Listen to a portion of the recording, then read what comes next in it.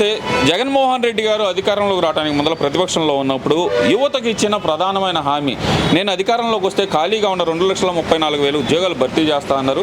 అలాగే ప్రతి సంవత్సరం జాబ్ క్యాలెండర్ ఇస్తా అన్నారు. అలాగే చూస్తే కనుక మెగా డిఎస్సి పెడతాను అన్నారు. వీటిల్లో ఏదైనా సరే ఒక హామీ నెరవేరగలిగిందంటారా? ఒక్కటి కూడా నెరవేరలేదండి. ఒక్కటి కూడా నెరవేరలేదు. మెగా డిఎస్సి అన్నారు, 25,000 పోస్టులు అన్నాడు. కనీసం ఒక్క పోస్టు కూడా 4.5 సంవత్సరాల నుంచి ఒక్క పోస్టు కూడా వదలలేదు. టెట్ కండక్ట్ చేశారు. టెట్ 2022లో కండక్ట్ చేశారు. ఇంతవరకు టెట్ కండక్ట్ చేసిన 6 మంత్స్ 1 year కోచింగ్ డిఎస్సికి తీసుకుంటే మాకు ఆల్రెడీ జాబ్స్ కూడా తెచ్చుకునే వాళ్ళం. అలాంటి సిచ్యువేషన్ ఇప్పుడు లేదు. మేమైతే కష్టపడుతున్నాము. టెట్ వదిలిన 2 yearsకి మళ్ళీ టెట్ డిఎస్సి 55 daysలో ఎలా కంప్లీట్ అయిద్దండి syllabus? Maximum TET syllabus complete అవ్వడానికి 3 months పట్టిద్ది. డిఎస్సి అట్లీస్ట్ మినిమం 6 months పట్టిద్దండి. ఇప్పుడు 55 daysలో టెట్ డిఎస్సి నోటిఫికేషన్ ఇస్తే మేము ఎలా ప్రిపేర్ అవుతాము? డిఎస్సికి సంబంధించి కరెంట్ అఫైర్స్ కానీ అవన్నీ మాకు నోటెడ్, అంటే కరెంట్ అఫైర్స్ కానీ ప్లస్ జీకే కానీ మ్యాథమెటిక్స్ కానీ సైకాలజీ కానీ అన్ని సిలబస్ అన్నీ మారిపోయినాయి. ఆ అప్డేటెడ్ సిలబస్ మేము కవర్ చేయాలంటే 6 months 3 months కూడా మాకు సరిపోదు టైము. మినిమం 1 year టైం పట్టిద్ది. అట్లాంటిది మీరు 55 days ఇచ్చి మా స్టూడెంట్స్ జీవితాలతో ఎందుకు ఇలా ఆడుకుంటున్నారు? కానీ ఇక్కడ ఒక విషయం మా వాళ్ళు ప్రభుత్వం తరపున చెప్తుంది ఏంటంటే కనుక కొంచెం డిలే అయ్యింది, కానీ ఇవన్నీ తొందరగా పూర్తి చేసి మళ్ళీ ఎలక్షన్లకు వెళ్ళే ఆలోచనలు అయితే ప్రభుత్వం ఉంది అన్నట్టు తెలుస్తుంది. నిన్న వదిలిన నోటిఫికేషన్ చూస్తుంటే కనుక ఈ పరిస్థితిని ఎలా చూడొచ్చు అంటారు? అంటే 4 సంవత్సరాల 9 నెలల పాటు డిఎస్సి గురించి కానీ టెట్ గురించి మాట్లాడిన కానీ ఈ ప్రభుత్వం అకస్మాత్తుగా ఈ నిర్ణయం తీసుకోవడం వెనకాల ఉన్న రహస్యం ఏమనుకోవచ్చు అంటారు? ఎందుకంటే కేసీఆర్ అక్కడ డిఎస్సి నోటిఫికేషన్ ఇవ్వలేదు కాబట్టి స్టూడెంట్స్ ఓట్స్ అన్ని అతనికి పడలేదు, దిగిపోయాడు కదా, సీఎంగా దిగిపోయాడు. ఇప్పుడు అలాంటి సిచ్యువేషన్ జగన్మోహన్ రెడ్డి ఫేస్ చేయాల్సి వచ్చిందని చెప్పి అట్లాంటి సిచ్యువేషన్ తను ఎదురు చేయకుండా ఉండాలి. స్టూడెంట్స్ ఓట్స్ అన్ని తనకు పడాలి. ఎందుకంటే స్టూడెంట్స్ ఓట్స్ అనేవి వాళ్ళ ఫ్యామిలీకి కూడా రికమెండ్ చేస్తారు. అంటే వాళ్ళ ఫాదర్ అండ్ మదర్కి కూడా ఉద్యోగం వస్తేనే కదా వేయమని చెప్పేది ఓటు.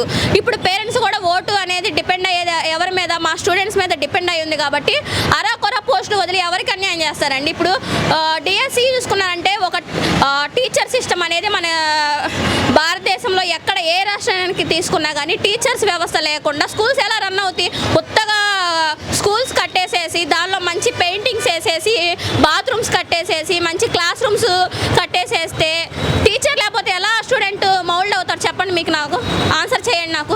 అంటే ఇక్కడ ఒక విషయం, మరి గతంలో చూస్తే కనుక జగన్మోహన్ రెడ్డి గారి ప్రభుత్వంలో ఉన్న విద్యాశాఖ మంత్రి బొత్స సత్యనారాయణ గారు అసెంబ్లీలో అడిగిన ఏదైతే ప్రతిపక్షాలు అడిగిన ప్రశ్నకి 700 ఖాళీలు మాత్రమే ఉన్నాయని చెప్పారు. మళ్ళీ అదే బొత్స సత్యనారాయణ గారు శాసన మండలిలోకి వెళ్ళేదలిగి 8,100 పోస్టులు ఖాళీ ఉన్నాయి అన్నారు. ఇప్పుడు మరి అటు ఇటు కాకుండా మరి బయటకు చెప్తుందేమో 4,000 పోస్టులే ఖాళీ ఉన్నాయి, 4,000 పోస్టులు ఉన్నాయి ఖాళీ అని చెబుతున్నారు. అయినా సరే 6,100 వదిలేమంటున్నారు. అసలు ఎలా చూడొచ్చు అంటారు ఈ కన్ఫ్యూజన్ డిఎస్సి అని? యాక్చువల్గా మనకి సెంట్రల్ గవర్నమెంట్ అనేది మనకి ఆల్రెడీ మన రాష్ట్రంలో వచ్చేసేసి వాళ్ళు ఎక్కడెక్కడ ఎన్ని పోస్టులు ఉన్నాయో ఆల్రెడీ వాళ్ళు ఒక నివేదిక తయారు చేశారండి.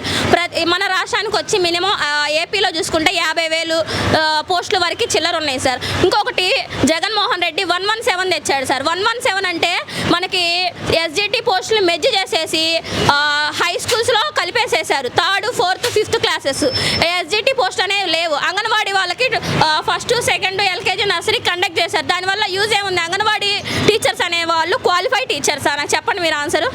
అంటే ఇక్కడ మరీ ముఖ్యంగా ఆలోచించాల్సింది యువత భవిష్యత్తే ముఖ్యం మాకు, అందుకని చెప్పి ఇప్పుడు మేము వదులుతున్నాము అనేది చెప్తున్నారు మేడం. మరి దాదాపుగా మరి అవనగడ్డ కానీ లేదంటే అనంతపురం కానీ ఆ కోచింగ్ తీసుకుంటున్న వారిలే 5 లక్షల మంది దాకా ఉన్నారని చెప్పేది ఒక వార్త వస్తుంది. ఈ చుట్టుపక్కల మిగతా సెంటర్లు ఎక్కడైనా సరే మరి 5 లక్షల మంది నిరుద్యోగులకి 6,000 ఉద్యోగాలు వదలటం అంటే అసలు ఎలా ఉందంటారు పరిస్థితి? ఎలా ఉందంటే అందని ద్రాక్ష పుల్లని అంటారు చూసారా సామెత, సేమ్ అలా ఉందండి సిచ్యువేషన్. ఎందుకంటే మేము సంవత్సరాలు కోచింగ్లు కానీ ఇంట్లో వాళ్ళు ఎంతో స్ట్రగుల్ అయ్యి వాళ్ళు ఫీజులు కట్టడానికి కానీ హాస్టల్స్కి కానీ ఇప్పుడు ఏదన్నా గ్రూప్స్ తీసుకున్నారనుకోండి, సైన్స్ జనరల్ అవేర్నెస్ ఆ సబ్జెక్ట్స్ వేరే సెంట్రల్ గవర్నమెంట్ జాబ్కి కూడా మాకు యూజ్ అవుతాయి. ఇప్పుడున్న సైకాలజీ కానీ పెడగాగి కానీ ఓన్లీ డిఎస్సికి మాత్రమే యూజ్ అవుతాయి. దీనికి ప్రిపేర్ అయ్యి మనం అదర్ కాంపిటేటివ్కి మనం ప్రిపేర్ అవ్వలేము. మరి చూస్తే కనుక గతంలో ఈ టీచర్ డిఎస్సికి ట్రైనింగ్ తీసుకునే వాళ్ళకి కానీ వీళ్ళందరూ ట్రైనింగ్ తీసుకోవడానికి ఇంటిగ్రేటెడ్ ట్రైనింగ్ సెంటర్లు అనేది ఏర్పాటు చేస్తామని చెప్పి మరి జగన్మోహన్ రెడ్డి చెప్పారు. మరి గత ప్రభుత్వంలో చూస్తే కొన్ని ఇంటిగ్రేటెడ్ ట్రైనింగ్ సెంటర్లు అయితే కనుక ఏర్పాటు చేశారు. మరి అవి కూడా ఈ ప్రభుత్వం ఎందుకని రన్ చేయలేకపోయిందంటారు? ఇంటిగ్రేటెడ్ అంటే సార్ ఇప్పుడు 117 తెచ్చారు. ఇప్పుడు ఎస్జిటి పోస్టులు డిఎడ్ వాళ్ళు కాలేజెస్ క్యాన్సిల్ చేయొచ్చు కదా. ఇప్పుడు ఎస్జిటి ఒక్క సంవత్సరం కండక్ట్ చేస్తారు. మరి నెక్స్ట్ ఇయర్ నుంచి ఎస్జిటి పోస్టులు ఎక్కడికి వెళ్ళిపోతాయి? ఎస్జిటి కండక్ట్ చేయరు కదా, ఓన్లీ ఎస్సీనే చదవాలా? మరి ఇప్పుడు ప్రైమరీ స్కూల్స్ ఇప్పుడు మన గుంటూరు సిటీ కాబట్టి ప్రైవేట్ స్కూల్స్లో వేసుకుంటారు సార్ పేరెంట్స్. అదే కొంచెం పల్లెటూరు ఉందనుకోండి, ప్రతి వాళ్ళు అంగన్వాడీకి పంపిస్తారండి పిల్లల్ని. పంపించిన అక్కడ ఎడ్యుకేషన్ సిస్టమ్ అంతా బాగోదు కదా.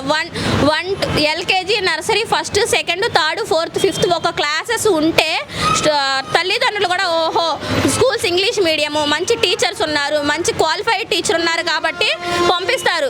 అసలు స్టడీ అనేదే లేకపోతే పిల్లలకి ఎడ్యుకేషన్ అనేది లేకపోతే ఈ రాష్ట్రం ఎటెళ్ళిద్ది సార్?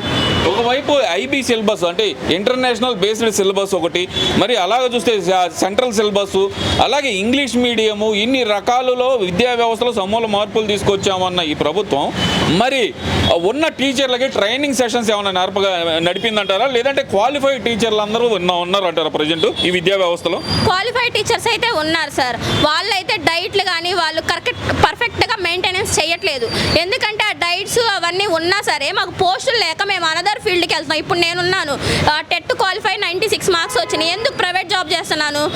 అప్పుడే టెట్ రాసినప్పుడు 96 మార్క్స్ వచ్చినప్పుడు వెంటనే డిఎస్సి వదిలేనుకోండి, ఒక 6 months కష్టపడతాం, జాబ్ వచ్చిందనుకోండి హ్యాపీగా ఫీల్ అవుతాం, రాలేదనుకోండి వేరే మేము చూసుకుంటాం. అది ఎలాంటి అట్మాస్ఫియర్ లేకుండా మాకు ఇప్పుడు వచ్చేసేసి డిఎస్సి 55 రోజులు ఎలా చదువుతారండి? అసలు ఆ సిలబస్ ఎలా కంప్లీట్ చేస్తారు? ఎలా చదువుతారు? మేమన్నా రోబోటిక్సా ఫాస్ట్గా సిలబస్ కంప్లీట్ చేసేసి ఎగ్జామ్స్ రాయడానికి? అంటే ఈ 55 రోజుల్లో ఒకవేళ ఎలక్షన్ డేట్ కనుక వస్తే కనుక మళ్ళీ వాయిదా పడే అవకాశం ఉందంటారు కదా? Confirm sir. ఎందుకంటే వాళ్ళు మొక్కుబడిగా ఇచ్చేసేసి ఏదో నోటిఫికేషన్ అట్లా ఇచ్చి టెట్ అన్న కండక్ట్ చేస్తే టెట్ కండక్ట్ చేశారు గవర్నమెంట్, నెక్స్ట్ డిఎస్సి కండక్ట్ చేసి దాన్ని జనాలు ఓట్లు వేస్తారు, స్టూడెంట్స్ ఓట్స్ వేస్తారు కన్ఫర్మ్గా డిఎస్సి అంటే అంతకు ముందు ఇచ్చిన వాగ్దానాలే నెరవేర్చుకోలేకపోయారు. 4.5 years ఎలక్షన్ కోడ్ కూడా వస్తుంది, 5th year కూడా రన్ అవుతుంది. అట్లాంటప్పుడు మీరు బిఫోర్ 2 years ముందే గ్రూప్స్ కానీ డిఎస్సి కానీ అనదర్ ఎస్ఐ కానిస్టేబుల్స్ ఉన్నారు ప్రజెంట్, వాళ్ళు జస్ట్ ఒక రిటర్న్ ఎగ్జామే కండక్ట్ చేశారు. మరి మెయిన్స్ ఎప్పుడు కండక్ట్ చేస్తారు? వాళ్ళు జాబ్ ఎప్పుడు తీసుకుంటారు? ఎంతమంది అభ్యర్థులు అట్లా బాధపడుతున్నారు? ఒక వాలంటీర్ ఇస్తే దేశం బాగుపడిపోయిద్దా? ఆ వాలంటీర్ వ్యవస్థ కూడా బీటెక్ ఎంటెక్ చేసిన వాళ్ళు కూడా వాలంటీర్ వ్యవస్థలోకి వచ్చారు. అంత ఎడ్యుకేషన్ ఉండి అంత వెల్ క్వాలిఫైడ్ అయి ఉండి వాళ్ళు వాలంటీర్లు చేయడం ఏంటండి? మరి ఓవరాల్గా ఏం చెప్తారు మేడం ఈ ప్రభుత్వానికి? మీరు డిమాండ్ ఏంటి ప్రస్తుతం? వాళ్ళు ఇస్తానన్న ప్రతి నోటిఫికేషన్ ఇవ్వాలి. మేమైతే స్టూడెంట్స్కి యాజ్ ఎ స్టూడెంట్స్కి మేము కష్టపడి చదువుతాము. మాకున్న సిచ్యువేషన్ బట్టి మాకున్న బర్డెన్ బట్టి వాళ్ళు అంత తక్కువ టైం అయితే ఇవ్వడానికి లేదు. కరెక్ట్ టైం ప్లాన్ చేసుకొని మంచి సలహాదారులను నియమించుకోవాలి. వాళ్ళు ఎలాంటి సిలబస్ ఏ టైంలో కంప్లీట్ అయ్యిద్ది అట్లాంటి టైంలోనే మనకి నోటిఫికేషన్ ఇచ్చి ఎంత టైం పట్టిందో ఆ టైంలోనే ఇవ్వండి. ముందు ఇచ్చేసేస్తే మేము ఎలా ప్రిపేర్ అయ్యేలా రాస్తామండి?